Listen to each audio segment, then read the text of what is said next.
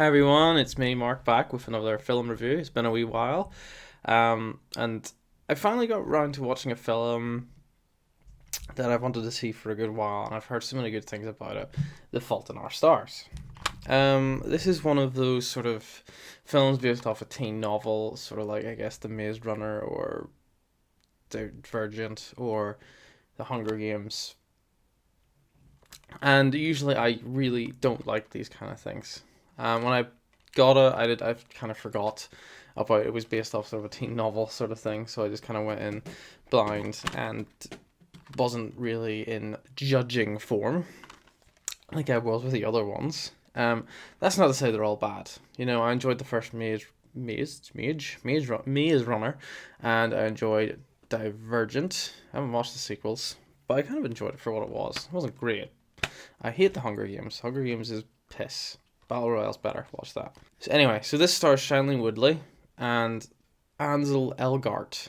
So Shailene Woodley has thyroid cancer, and she has issues with her lungs, and she's breathing through tubes at all times, and she eventually goes to these meetings, and these meetings are not based off, but they include young people who are going through a lot of difficult times with sort of health problems. One of them is Nat Wolff, who plays a guy called Isaac, who's going to lose his eyesight.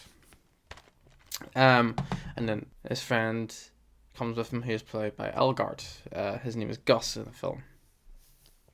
I should also say that Shailene Woodley plays Hazel. So they basically develop a relationship through this. He's a very confident sort of person, and to be fair, I thought he was smooth, although I guess most people these days would probably think he's just weird.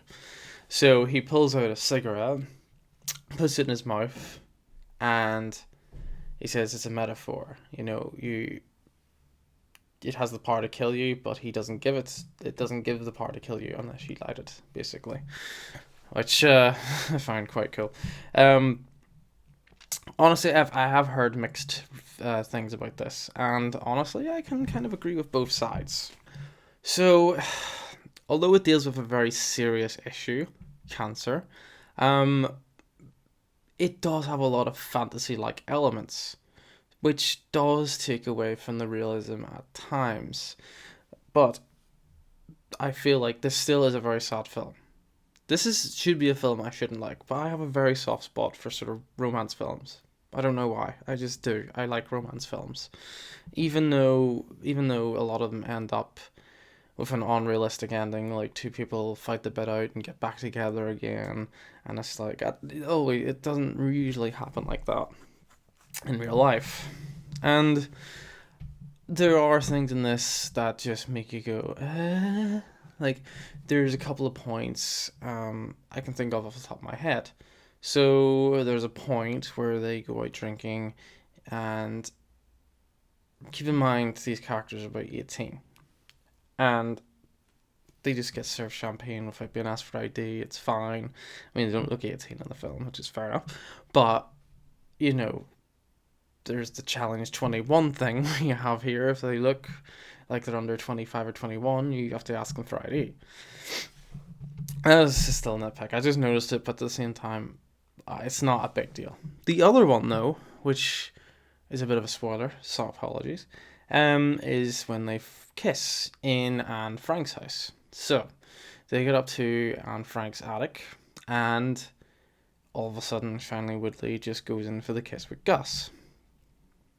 And everyone just starts looking with amazement, and then starts clapping. And that would never, ever happen in a million years. People would just be like, oh, God, sure. And keep in mind, this is Anne Frank's house. A dude was killed, hiding from the Germans. Why would you even kiss in a place like that? And why would people clap? That's the one thing that really bothered me, and it kind of stuck out like a sore thumb. So they're my sort of main criticisms at the moment. But overall, the story I think unfolds very well. So they can develop this relationship, and Shailene Woodley doesn't really want to start anything romantically because she knows she's going to pass away, and the thing that's bothering her is how people are going to cope with the passing of her when she dies, how people are going to deal with it. Which is an interesting sort of take.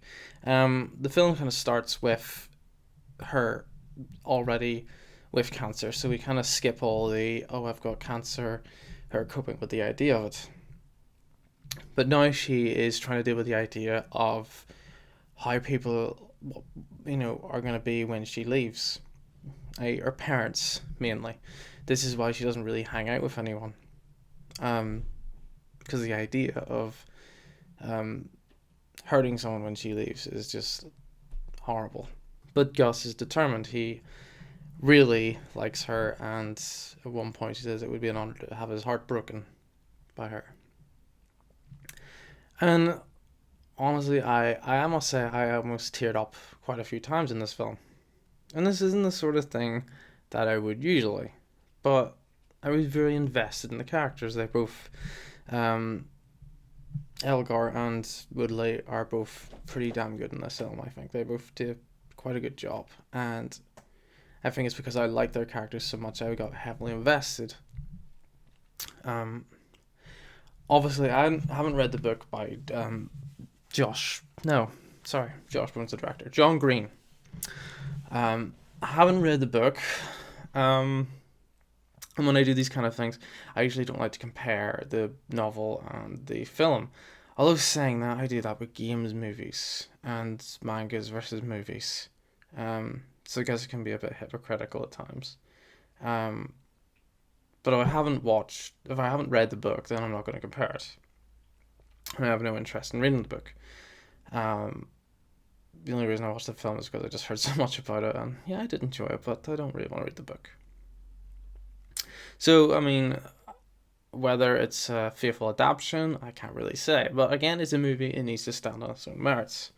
And I think it does that pretty well. There's a lot of things I want to talk about, but I can't because I'd say they're quite spoilers. There's a lot of stuff I didn't know was going to happen. Honestly, I didn't know much about going into this film, and I try not to think too much about what the ending's going to be. And a lot of people obviously kind of seen what was coming.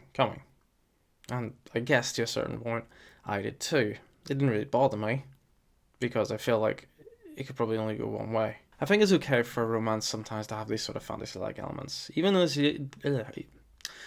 this deals with a serious topic.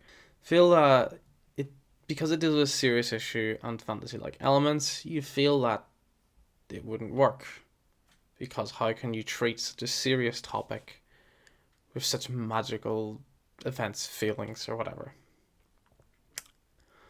Personally, I kind of like those things in romances because everyone wants to feel that sort of magicalness, if that's a word, when they meet someone special.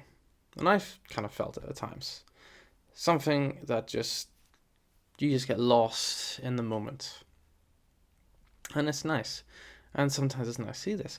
Obviously, it's exaggerated a lot, and these things probably don't happen very often to most people in real life, but they probably can to some people. And it's nice that sort of to have a sort of bond with someone, and I kind of like that in films where two characters just get along well. So well, they just have this sort of very strong connection, and that's what these two characters have, and so we care for them, and we care for their relationship, and we do want them to get together. And I always felt bad for the character of Isaac, played by Nat Wolff, because he goes blind at one point, and I feel like when these two characters go, Elgar and Woodley, they're literally going to be left in the dark, because these are his best friends. And that was kind of heartbreaking that they inevitably will pass away at some point and he'll just be left there alone, which I thought was horrible. Although it didn't really go into that much, he was just kind of a side character. I don't know in the book if he was a bigger part or whatever, but in this I just felt bad for him. But again, it didn't really go in too much with him. Anyway, the two characters go to Amsterdam because they both read a book that they love, and there's a quote in it that says, like, you need to feel the pain, which I think is a great quote. Because sometimes you just need to understand it. And then they meet him, and then he's an asshole. He's played by William Dafoe. I didn't know he'd be in this. Willem Dafoe, sorry. I didn't know he was going to be in this, and when he popped up, I was like, yay! Because who doesn't love Willem Dafoe? It's great. So, I've watched quite a few reviews, people's thoughts on this film. I always like to look at them after I'm done, never before. And the problem is, I can agree with both sides. There's some people that will get really invested in this film if you just let it in and just enjoy it for what it is. I think there's a lot you can find. I've talked to a lot of girls, and not a lot. I've talked to some girls. They really enjoy it. It seems to be some more of the men that aren't too fussed on it. From what I've seen, probably not true. Mark Commode liked it. Not that he is like the best reviewer in the world, and he's like, we must go with the opinion of Mark Commode. But I've seen other reviews, and they were just kind of ripping it to shreds, and I can't even defend the film for some of the things it pulls off, like the Anne Frank situation. That was just fucking stupid, to be honest. I don't want people clapping if I kiss someone. Hey, go on, my son, get in there. It doesn't happen. It'd be quite embarrassing. Especially if I'm sober. If I was drunk, it'd be fine. So, yeah, I'm quite torn. If you're a fan of romance films, I think you'll like this. Because it's good. If you're a fan of romance films, I think you'll like it. I enjoyed it. And I'm quite fussy on films. There's a lot of great films that I don't like, and I'll try and pick it to pieces. But I feel like some films do have a lot of plot holes. They'll have like a lot of issues, but because it's so good, it kind of outshines those flaws. You don't really notice them because you're that invested in it. Like Back to the Future probably has a load of plot holes and things like that there, but the films are so good you just don't care. And I feel like a film has to do a lot to kind of distract the viewer from those issues, and I feel like The Fault in Our Stars does that quite well.